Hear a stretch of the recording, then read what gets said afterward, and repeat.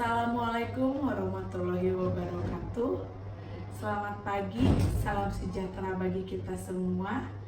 Om Swastiastu, Namo Buddhaya, salam kebajikan. Saya Evelyn Yosefa SSTP, Jabatan Analis Sumber Daya Manusia Aparatur, bekerja di Biro Pemerintahan dan Otonomi Daerah Setda Jawa Barat. Berikut saya akan menampilkan peragaan yang akan saya tampilkan. Ada 4 video. Yang pertama, cara menjelaskan seleksi CASN. Yang kedua, menjelaskan prosedur mutasi atas permintaan sendiri. Yang ketiga, melayani permintaan cuti atas alasan penting. Yang keempat, perilaku korupsi dan resiko korupsi. Selamat menyaksikan.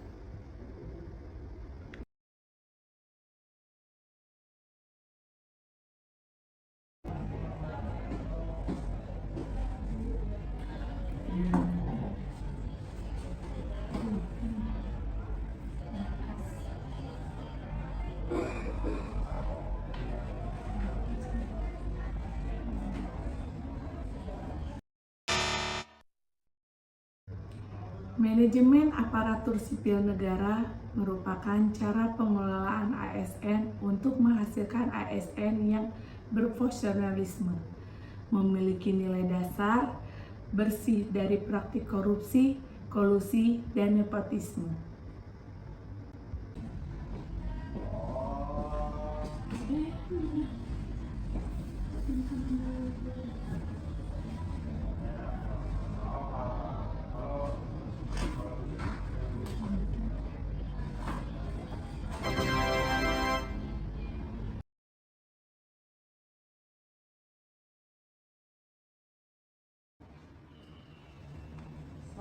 Siang, Bu Evelyn. Ya Bu Sulis, ada yang bisa dibantu, Neng? Gini Bu, saya mau mengajukan cuti menikah. Prosedurnya bagaimana ya Bu? Oh, kalau sesuai dengan Pergub Jabar terkait cuti PNS, diatur di Pergub 83 tahun 2010. Cuti itu ada berbagai macam, ada cuti sakit, cuti melahirkan, cuti tahunan, cuti alasan penting, dan cuti di luar tanggungan negara. Kalau cuti menikah itu ada di cuti alasan penting. Nah, kalau cuti alasan penting ada 3 aspek: menikah, anak sakit, atau mengurus orang tua yang sedang sakit gitu. Rencananya mau berapa hari? Ya Bu, untuk saya memang baru mau mencari tahu Bu tentang cuti alasan penting. Apakah itu juga bisa lanjut jika kita mengambil cuti tahunan Bu? Cuti alasan penting itu tidak mengganggu cuti tahunan pegawai, tapi jatahnya 1 tahun 1 kali gitu. Misalnya Bu Sulis hari ini mau cuti alasan penting, amit-amit bulan depan orang tua Bu Sulis sakit, saya ingin mengurus dulu. Tidak apa-apa, berarti cuti menikahnya jangan 30 hari karena akan diakumulasi di bulan ini dan bulan selanjutnya, seperti itu. Diakumulasikan akan menjadi 30 hari atau 1 bulan, seperti itu. Kalau cuti tahunan memang jatah pegawai itu 1 tahun, itu 12 hari gitu. Apakah form cutinya Bu Sulis sudah ada? Belum Bu. Kalau cuti Biro Pemodda itu sudah memperlakukan untuk TTE, karena Bu Sulis sudah punya TTE kan? Iya. Nanti di form cutinya itu seperti ini. Saya ambil form cutinya.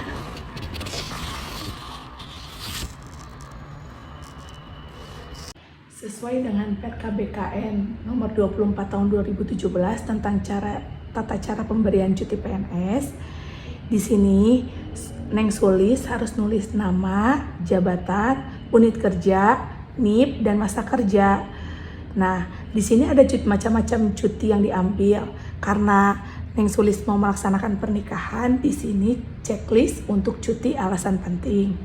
Alasannya untuk melaksanakan pernikahan. Lamanya dari mulai tanggal berapa sampai dengan tanggal berapa diakumulasikan di sini tanpa menghitung tanggal merah. Nah, kalau misalnya sebelumnya sudah melaksanakan cuti, ditulis di sini N1, N2.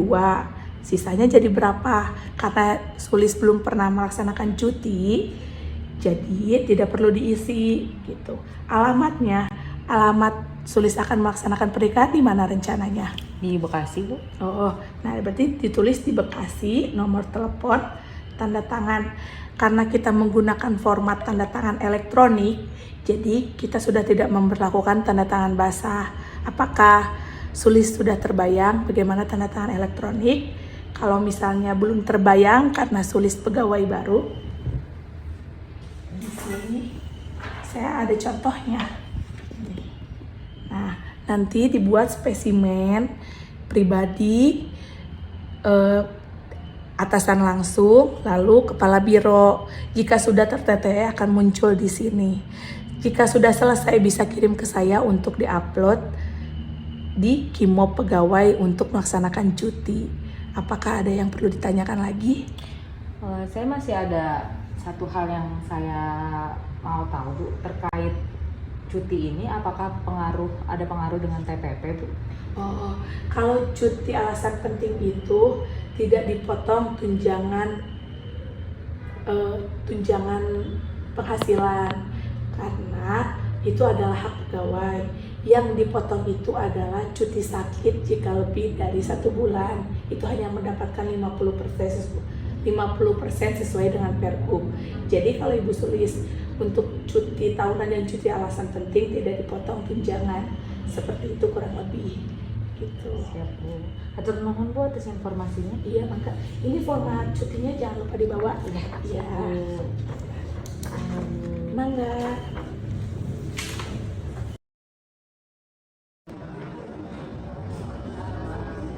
Siang, Bu.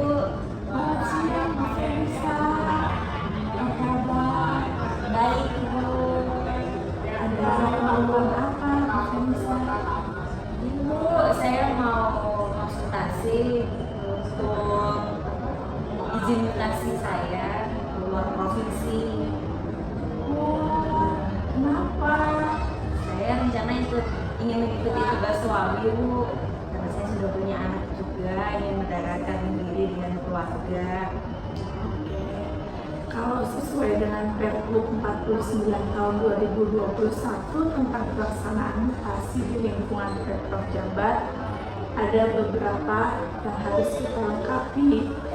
Salah satunya SKPNS, SKP, kenaikan pangkat, Anjap ABK, Anjap ABK OPD tujuan, surat permohonan mutasi, persetujuan mutasi, rekomendasi mutasi, surat tidak terkena hukuman disiplin dari inspektorat, dan surat bebas, surat tidak terkena disiplin. Apakah berkasnya sudah dibawa? Sudah, Ibu. Nanti saya keluarkan dulu. Bu Felisa, apa bawa berkas kelengkapannya? Bawa, Bu. Ini untuk berkas kelengkapannya.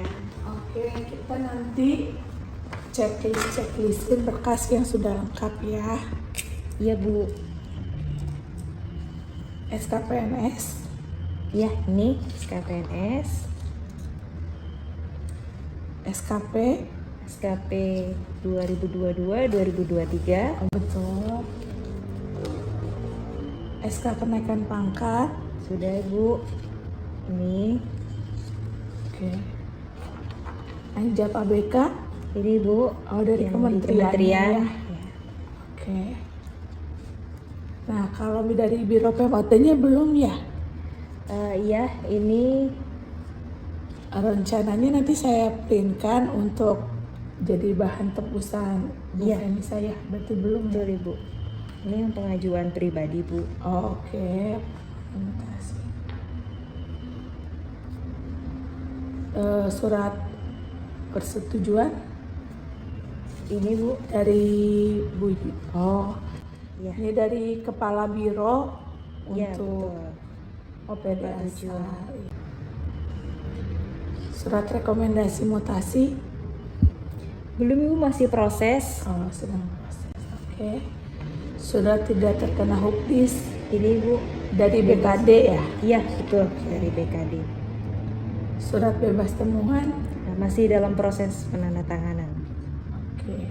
Berarti dari 10 berkas, 3 berkas yang harus dilengkapi karena menunggu surat rekomendasi dari Kementerian Pertahanan. Siap, Bu. Berarti cukup sekian.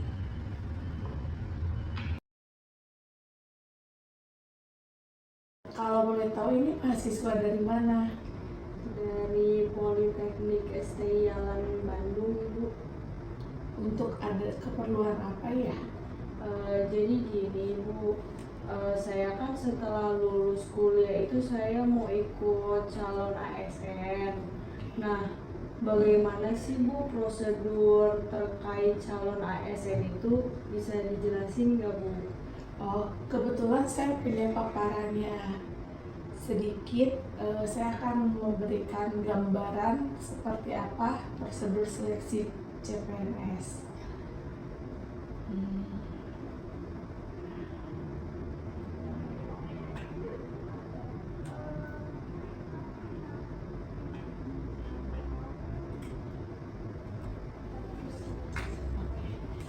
Ini prosedur seleksi CASN. Nah, pengumuman seleksi CPNS itu ada 4 tahapan, yaitu formasi jabatan, yaitu kualifikasi pendidikan, alokasi kebutuhan, jumlah promosi, keterangan tambahan.